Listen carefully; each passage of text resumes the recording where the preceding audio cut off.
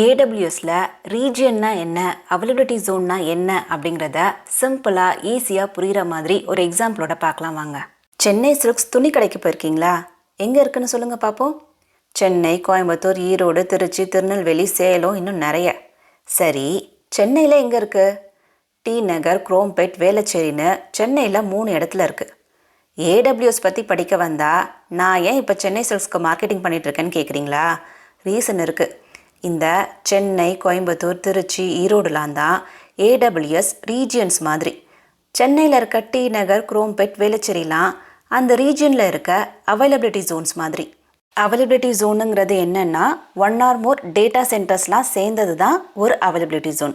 இப்போது டேட்டா சென்டரில் தான் thousands of servers, storage devices, networking equipment இது எல்லாமே இருக்கும். So 1 or more data centres சேர்ந்தது தான் ஒரு availability zone. 1 or more availability zone சேர்ந்தது தான் ஒரு ரீஜியன். அவைலபிலிட்டி ஜோன்ஸை ஷார்ட்டாக ஏசின்னு சொல்லலாம். எதுக்கு மல்டிபிள் ஏசிஸ் வேணும் அப்படின்னா, இப்போ நீங்கள் இன்றைக்கி டி நகர் சென்னை சில்க்ஸ் போகணும்னு நினச்சிங்க. ஆனால் அங்கே ஏதோ பவர் அவுட்டேஜ் ப்ராப்ளம்னால கடையை க்ளோஸ் பண்ணிட்டாங்கன்னு வச்சுக்கோங்க. ஆனால் நீங்கள் இன்றைக்கி ஷாப்பிங் பண்ணியே ஆகணும்னு முடிவு பண்ணிட்டா கிளம்பி குரோம்பேட் சென்னை சில்க்ஸ் போவீங்கள்ல, அந்த மாதிரி. இன்னொரு எக்ஸாம்பிள் சொல்கிறேன் கேளுங்க.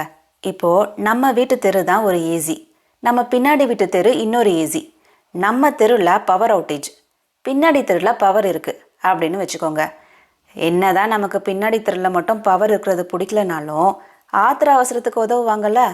எங்கள் வீட்டில் ஒன்று வெங்காய சட்னி தான் வேணும்னு உட்காந்துட்ருக்கு அப்படிங்கிற மாதிரி பின்னாடி வீட்டு ஆண்டிக்கிட்ட சொல்லி சட்னி அரைச்சிக்கலாம், முக்கியமான சீரியல் கூட பார்த்துக்கலாம். அந்த மாதிரி இப்போ ஒரு ஏசி பவர் அவுட்டேஜ்னாலேயோ, ஃப்ளட்டுனாலேயோ, இல்லை இந்த மாதிரி ஏதாச்சும் ரீசன்ஸ்னாலேயோ அவைலபிளாக இல்லைன்னா இன்னொரு ஏசியில் இருந்து உங்கள் அப்ளிகேஷனை டவுன் டைம் இல்லாமல் ரன் பண்ண முடியும், ஒர்க்லோட ஹேண்டில் பண்ண முடியும். அதுக்கு தான் எல்லா ஏசியும் சேம் ரீஜியனில் இருந்தாலும் ஃபிசிக்கலாக கொஞ்சம் டிஸ்டன்ஸில் தான் இருக்கும், நம்ம சென்னை சில்க்ஸ் பிரான்ச்சஸ் மாதிரி. ஸோ தட் ஒரு ஏசி அஃபெக்ட் ஆனாலும் மற்ற ஏசி அஃபெக்ட் ஆகாமல் இருக்கிறதுக்கு. இதுதான் high availability and fault tolerance. அப்புறமா டிசாஸ்டர் ரெக்கவரி. உங்கள் டேட்டாவை மல்டிபிள் ஏசியில் ரெப்ளிகேட் பண்ணுறது, அதாவது பேக்கப் பண்ணுறது மூலமாக ஏதாச்சும் டேட்டா ஒரு ஏசியில் லாஸ்ட் ஆனாலும் இன்னொரு ஏசிலேருந்து ஈஸியாக ரெக்கவர் பண்ணிக்கலாம். அடுத்ததாக லோ லேட்டன்சி.